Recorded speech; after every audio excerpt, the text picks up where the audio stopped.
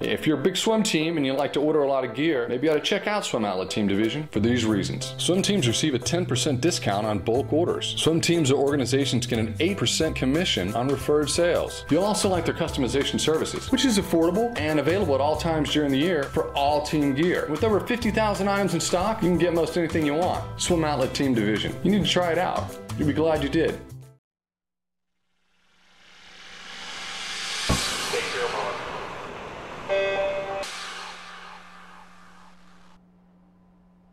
This is the Morning Swim Show for Friday, January 10th, 2013. I'm your host, Jeff Cummings. Erin Cameron is finishing up her senior year at the University of Michigan and working hard, not just in the pool. She spends a lot of time helping the disabled in Ann Arbor as she prepares for life in the working world. After spending time with her fellow Wolverines in Florida for holiday training, she's back in Ann Arbor, and that's where she joins us via Skype in the Finis monitor. Erin, it's great to see you. How are you today?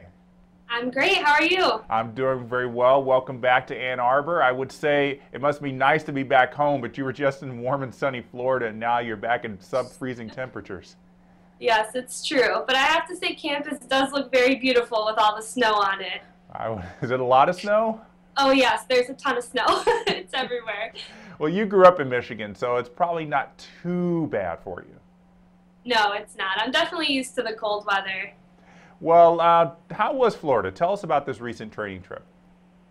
Oh, we had a great time down in Florida. We were down there for almost 2 weeks and had great weather the whole time. I mean, it was sunny almost every day and nice and warm, and it was so great to be training outside and, you know, being able to get a little tan, and great to be with the team all the time. I mean, we ate meals together, we lived together, we hung out at night together, and it's just a really great team bonding. Yeah, it really does seem like that's what these training trips offer, is not just the opportunity to, where, you know, you could train hard there in Ann Arbor, but it seems like it's more like a team bonding thing, because you know, when you're in Ann Arbor, everybody trains together and then they kind of go off and do their separate things with classes or whatever, you know, they live in different places. So, you know, you guys have been doing this for a while. Do you always feel like when you come back, the team is a stronger unit than it was in the fall at all?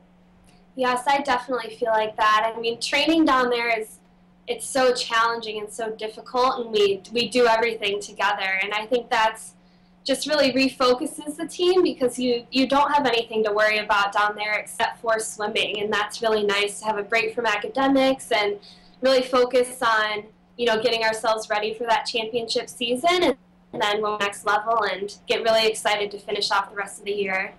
Well, like you said, you're just focusing on swimming, and from the look of things, you are probably one of the busiest people on that team. You're not only the team captain, one of the team captains on the team, you're also kinesiology major, is that right? Yes, that's correct. And then you volunteer your time at various clinics around town helping people who are rehabbing from illness and injury. I mean, I guess it's an obvious question, but how do you fit this all in and be able to do it all at a good level? Well, I'm extremely organized and definitely plan my days out to like every single hour. And I've done a ton of volunteering in the past at various clinics, but it was something that I really had to do to make sure that physical therapy was what I wanted to pursue in graduate school. And I've had such amazing experiences during my time volunteering at all the different clinics. And I mean, one of the most important things is that it's really, you know, opened my eyes to everything that physical therapy has to offer. And it's really just made it clear to me that that's exactly what I want to do in the future. Well, it does seem like it's giving you that opportunity, like you said, to see different areas that physical therapy can do. Because when I talk to a lot of swimmers who are getting into kinesiology, they say they want to get into physical therapy. They're thinking mostly sports therapy, because that's the world that they see all the time. So were you actively looking to do volunteer time outside of anything related to sports therapy? I was, because my initial experience with physical therapy was when I was younger, and I was having issues because, you know, I was young and swimming a lot. And so the first part of the physical therapy world that I saw was the sports-related side to that. But as I've, gone through these different volunteering experiences, I've gotten to work in pediatric clinics, inpatient and outpatient. I've done a lot of work with older populations and a lot of stroke patients, and even done some wound care, which is definitely a very different experience in physical therapy, but I feel like I have a pretty good idea of what the occupation has to offer as a whole now because of all these experiences that I've been able to have through the University of Michigan. Yeah, how did you learn about this volunteer services program that the Health Services Center has? Well, through one of my teammates, Alexa, she was a team captain 2 years ago, and she is going to physical therapy school as well, and so I got a lot of advice from her, and I really would have had no idea what to do without her guidance, and so she really encouraged me to go seek out this volunteer services program because you need a lot of physical therapy observation hours before you can get in and apply to schools. And so she was a really great resource, and I kind of got my foot in the door with her and then kept going with that program. And so with that volunteer services, you stay at a place for about 6 months, and then you can rotate. So I've gotten to see quite a bit through that. There's a great article on the University of Michigan website by Michael Kazaborski, the sports information director there, and he talks about you and the work you were doing with this man who wanted to get the ability to get on one knee and propose to his girlfriend. I thought that was such a great, touching story. Any others that you want to share from your time working with these people? That story is definitely one of my favorites. It's when I think I really realized the impact that physical therapists can have on their patients, not just physically, but in their entire life. And that physical therapist allowed that young man to have an experience that he'll cherish forever, and that's something that I really look forward to being a part of every day.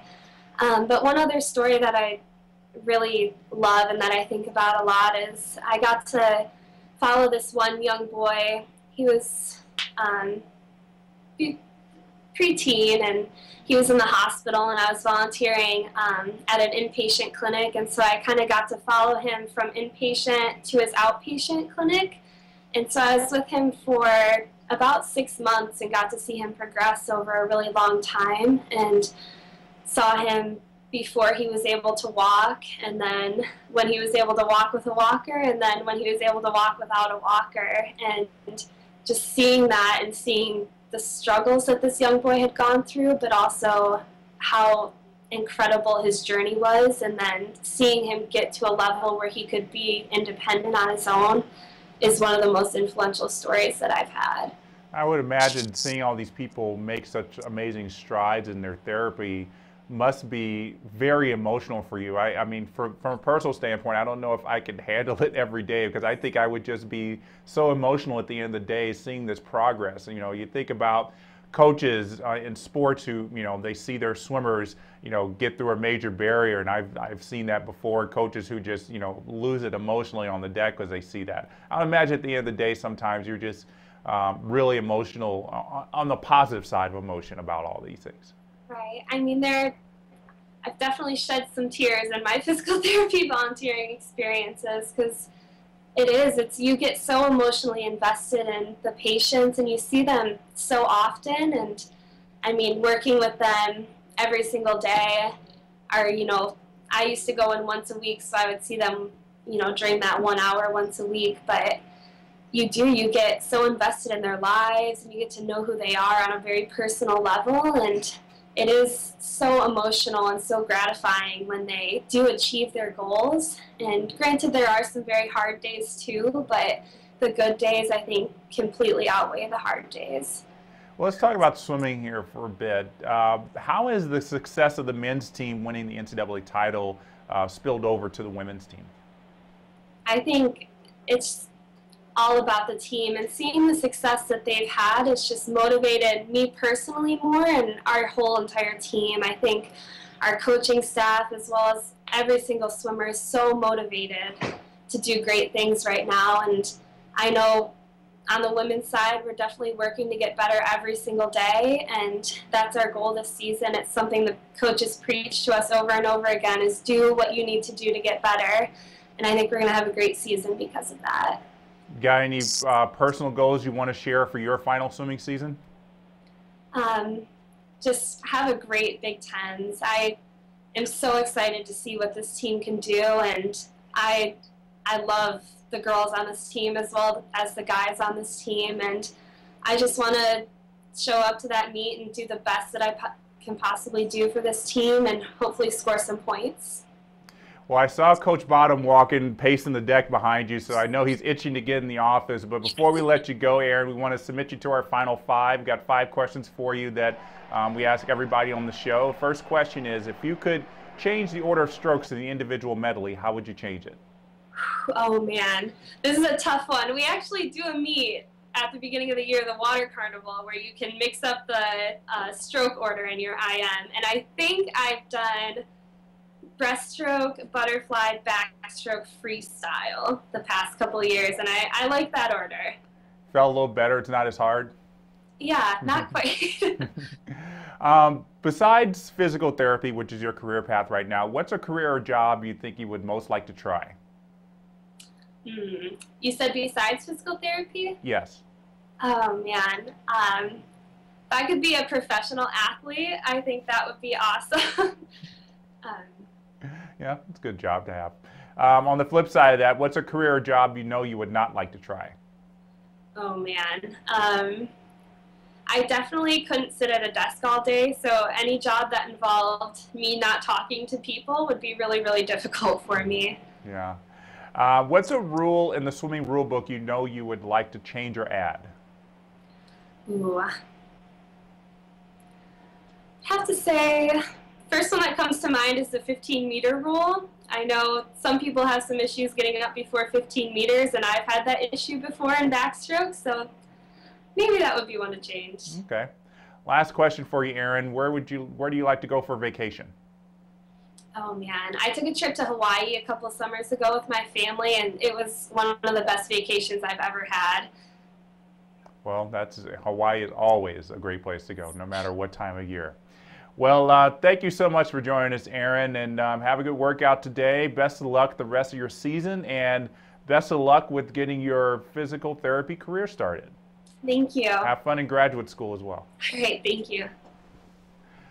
All right, thanks to you as well for joining us for today's edition of the Morning Swim Show. I'm Jeff Cummings. Have a great weekend.